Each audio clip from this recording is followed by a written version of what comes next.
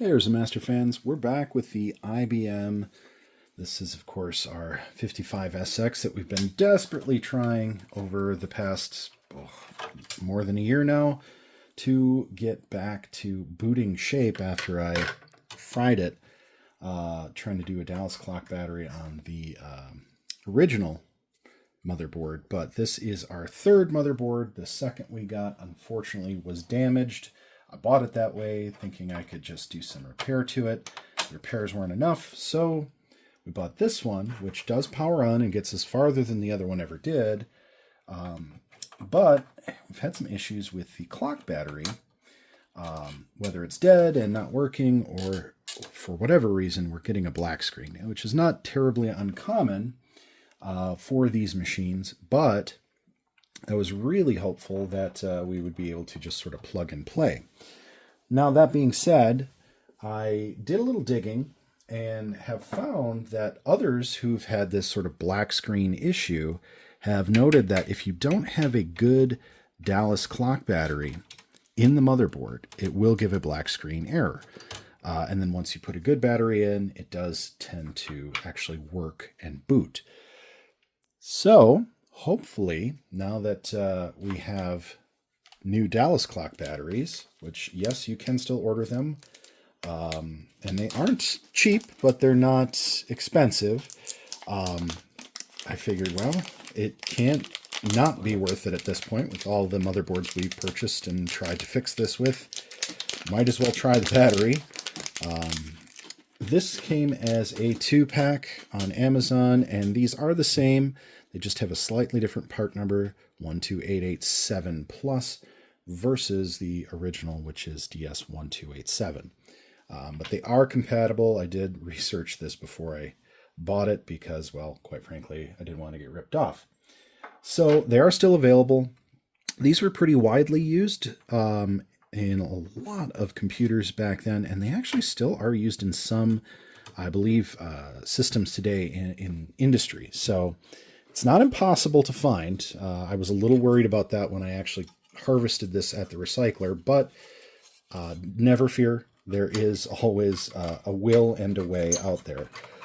Also, I did look into the configuration and the wiring for the speaker because I was a little concerned that I might be mixing that up. And it is supposed to be with a loop on top. So if you have this same system and you forgot, like I did, how that goes, that is how. And also, speaker goes in here. It actually hooks in here, but I'm going to leave it there for now because I have to rearrange this motherboard a little bit anyway. So everything is going to be connected just to see with the clock battery if this boots. I put the memory back in that came with the board as opposed to the memory from the original.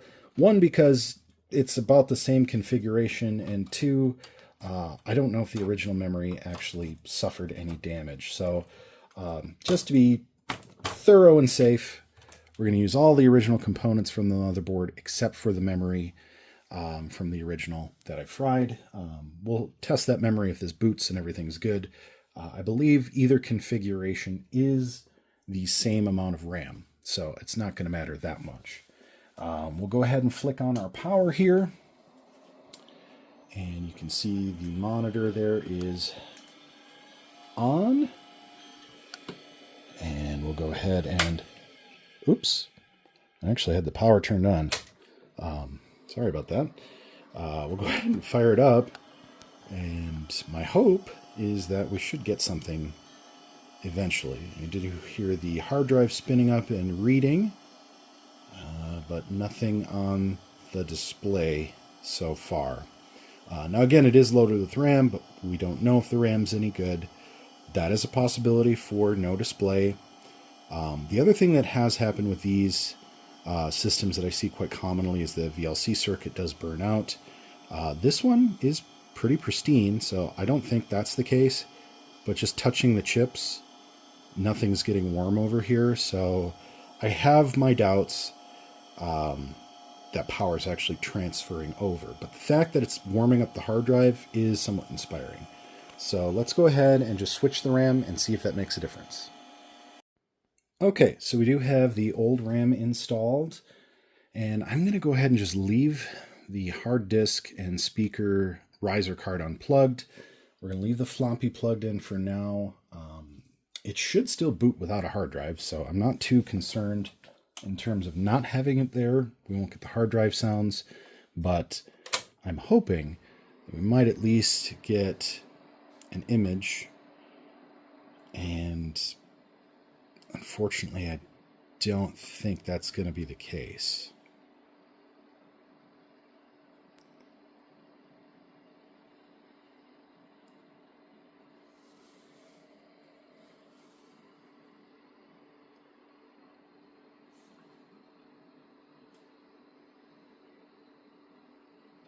I'm just feeling the chips here. The processor does seem to be a little warm compared to the rest of the chips. But that really doesn't tell me much of anything. I will say I don't hear the floppy disk doing anything.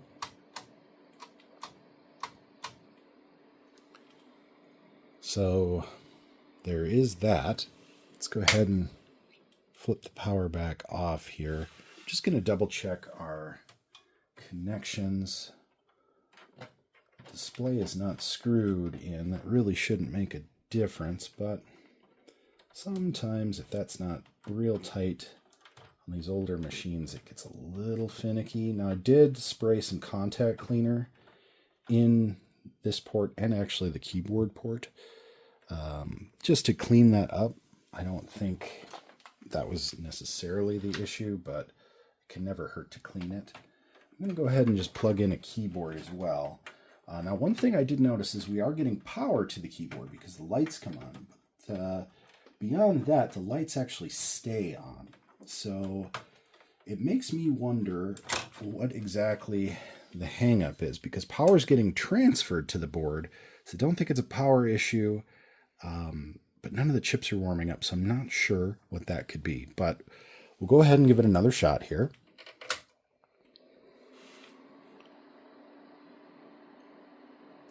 Now, I'd also say I don't have a boot disk for this IBM. I should probably make one.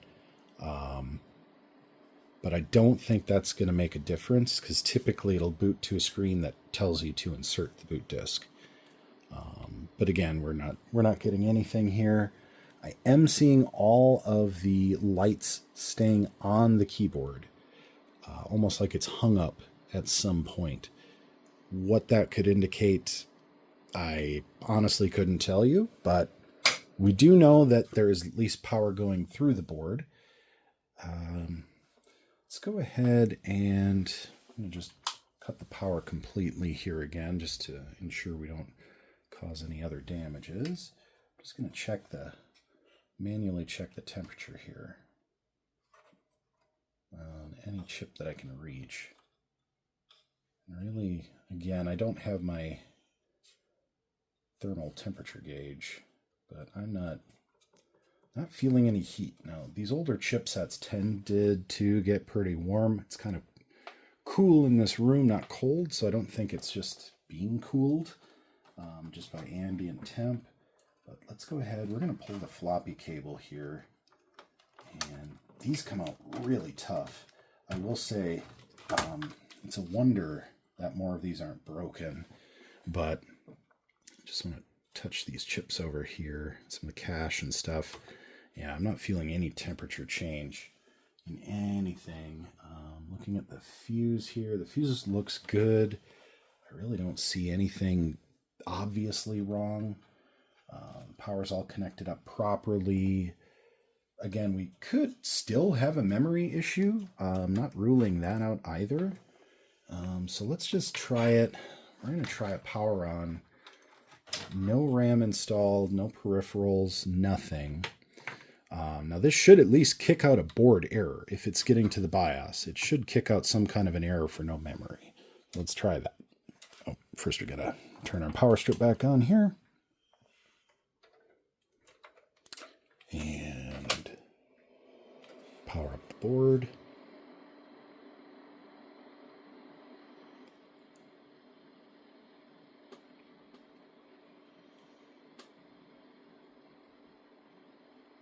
Okay, again, nothing coming through in the display. Obviously no beep codes because there's no beep speaker. And we should have gotten something. So yet again, black screen, no real explanation for how or why. But we do have another board we could try. And we could see if putting a good battery, a known good battery, into that board makes that board work. So let's swap these and just take a look. Okay, so this is the old board here. We put a new cap on. I put a new RAM bay in. I was looking at the solder job on this new RAM bay, and it's not great. As a matter of fact, some of the resting pins are a little wonky on it. So I don't know if that one's even making good connection. But we should be able to at least do a no memory power on test with a... Oops, I'm going to turn this power back off. With, again, the known good clock battery that I did take out of the old... the new old board, the new replacement board. So we'll put it in this board, make sure it's seated nice, flick our power back on, and I do know that this monitor works. We've used it to test before. Let's see if we get anything.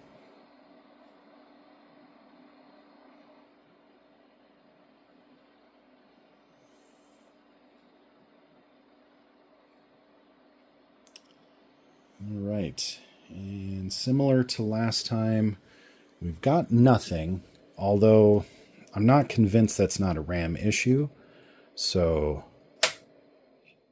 we'll cut the power there here, and I do just want to see if we add a stick of RAM.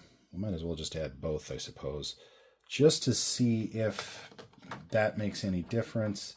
Again, I don't expect this board to work, but at this point, there's got to be some light at the end of the tunnel, hopefully, here. And hopefully it just boots all of a sudden and at least gives us some kind of a feedback. That's my goal. I'm not going to hold my breath, but I mean, I guess you got to dream, right? So that seems to be seated okay. It's a little odd, though. We're going to go ahead and just leave it. Turn our power back on. And see if we get anything.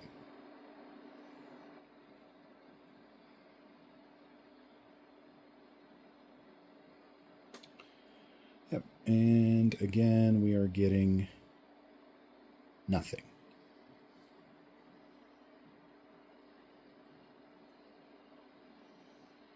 All right.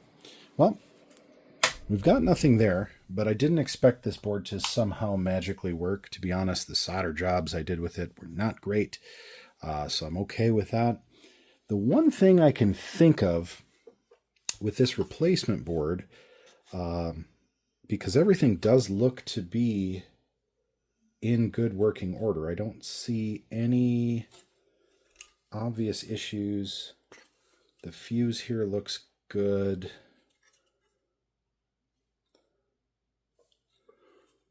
I mean, the only thing I can see that might visually be bad is this clock crystal. And if you look at the underside, it doesn't look like there's any broken traces or obvious damage. So again, my only real inclination here is that this display connector is just so badly corroded that it's no longer making good connection. But what makes me think there might be something else going on here is none of the chips are heating up. To be honest, that doesn't make any sense to me because there should be at least something heating up with power connected. If there was a short somewhere, there should be some kind of a corresponding power spike. And I'm just not seeing anything. I'm just looking to see if there's any like sign of leaked electrolyte. I'm really not seeing that either. I mean, it's not the cleanest board, but caps all look good. Nothing looks broken or bulging. So the one thing I do notice is that the chips are a little different here. I think this might be a later revision. I don't think that is going to make any real difference. However, it is possible we might have bad BIOS chips. And I did salvage from the original board, the good BIOS chips. We knew these were working because it actually did boot before I messed with the battery. So there is that we could try. But beyond that, I'm not really seeing anything clear and obvious. And I mean, I could probably replace this clock crystal. That'd be the only thing that I'd really feel comfortable doing, because it's just 4 small pins and it should lift right off. But I just don't see any real clear indication that that is bad. And I don't own an oscilloscope to test signals or chips, but I kind of just assume that either there's a power transference issue, which, being that the hard drive is spinning up, that doesn't really make sense to me, or it's some sort of a BIOS issue. Now that we have a good working battery, that's my working theory, so let's swap the boards, we'll swap the BIOS chips and see what happens. Okay, so we swapped out the 33F8145 BIOS chip. Only did one at a time, and I'm glad I did because I kind of bent the pins a little bit on it. But I will say the pins on this looked a little rough and corroded. So it could be that there's just a bad power transfer here, and that's why. Again, not really holding my breath either, but we're going to give it a shot here with live power and just see, now if we get anything out of this board at all. IBM had some weird stuff go on with their BIOS chips where some stuff wasn't compatible if you had the wrong chipset. So I hope we don't run into anything like that. But really, honestly, at this point, I'm just hoping something works. So we're just going to start with power and see what finds out.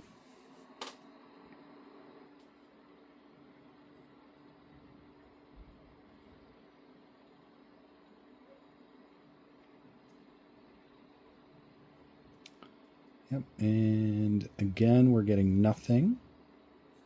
Nothing on power with no RAM installed.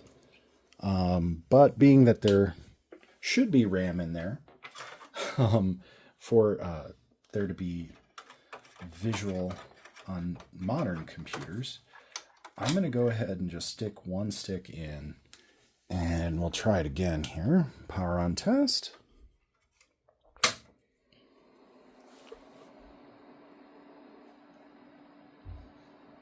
Monitor went right to sleep mode. Still nothing there. Yeah.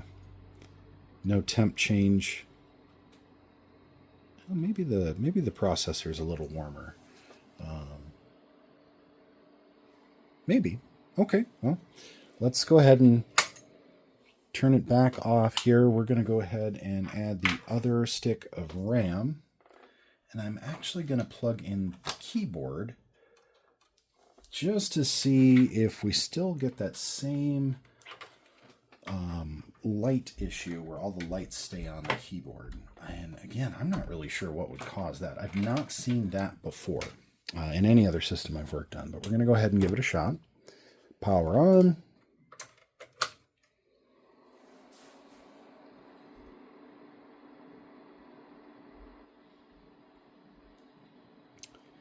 And sadly, still nothing. No display. All the keyboard lights are on. So the next step, I guess, would be to try and swap the other chip. That's the P814. These look to be basically exactly the same. So I'll go ahead and give it a shot. Just see what we find out. Okay, so this is the old chip, and again, this came out just sounding crispy. came out a lot nicer. It did slightly bend the pins, but not as critical with these old chips. So I'm hoping that putting this chip in will solve all of our problems here in a hurry. I'm not going to hold my breath, of course, but go ahead and seat it. Flick our power back on. Again, we're not connecting hard drive or anything, but we will hope for better success. Monitor went directly off again.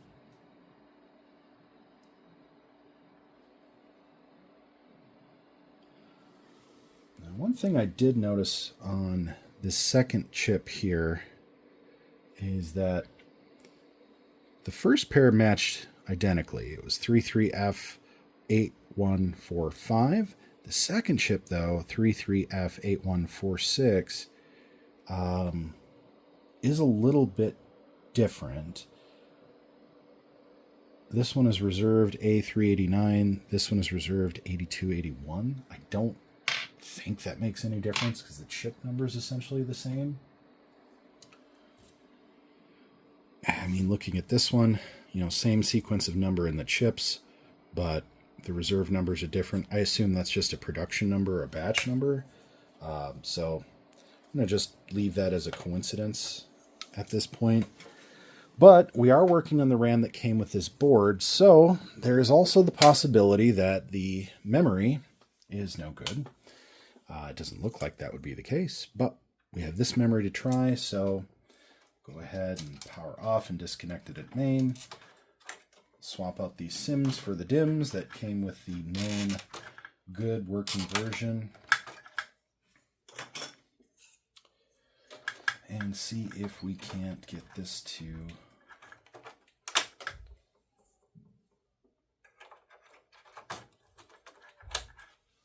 go ahead and boot. Everything is nice and firm in there.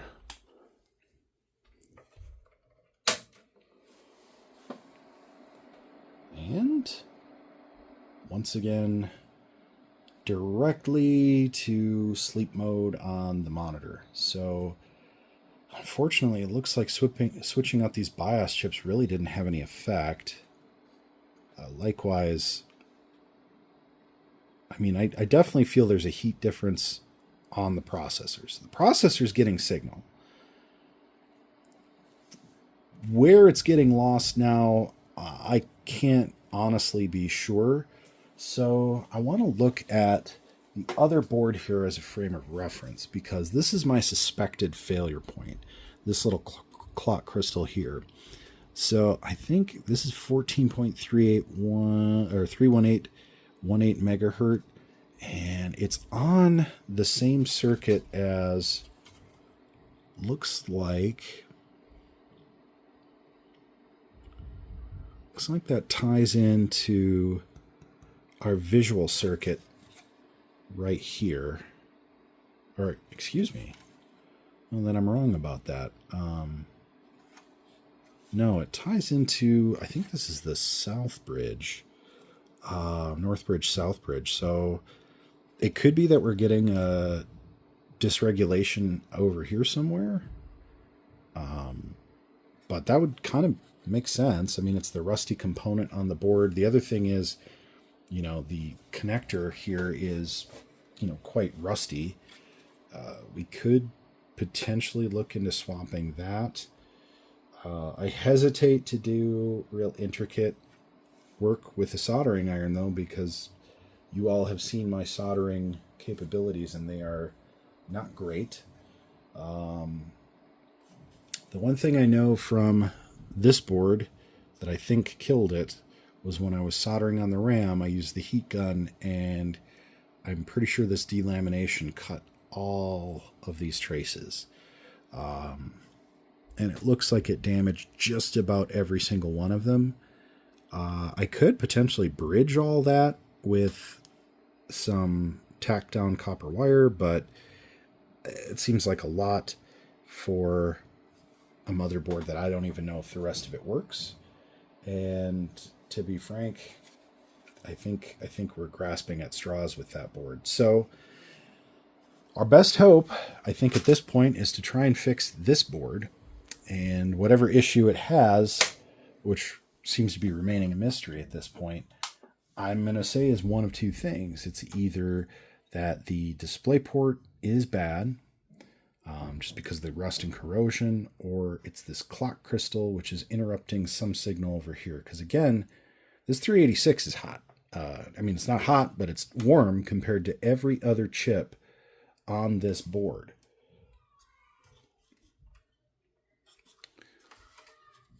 And the north bridge is a little warm. The south bridge feels cold. So I'm going to guess that south bridge is the component that's not being regulated because the clock crystal's bad. I honestly couldn't tell you for sure, but that's my guess. If anybody's run into a problem like this or has more expertise than I do, please let me know in the comments. I would appreciate it. For now, I'm going to fix the other obvious problem I just realized is there's no clock battery in here. We're going to give this one more shot with the clock battery in it and go from there. Okay, so hopefully nobody was fiendishly watching and going, you don't have the clock battery in there. You don't have the clock battery in there. Now I do. So let's see. Did it fix our issue?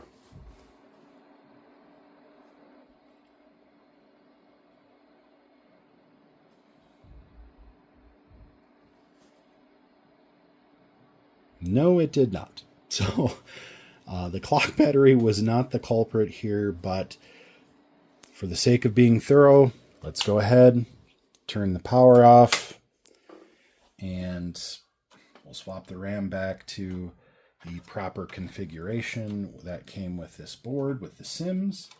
I'm assuming that is not going to magically fix on our issue here, but stranger things have happened. And I suppose at the end of the day, it is what it is. But we will go ahead and give it one last go in this video and pick it up again when we have some more ammunition. Monitors on.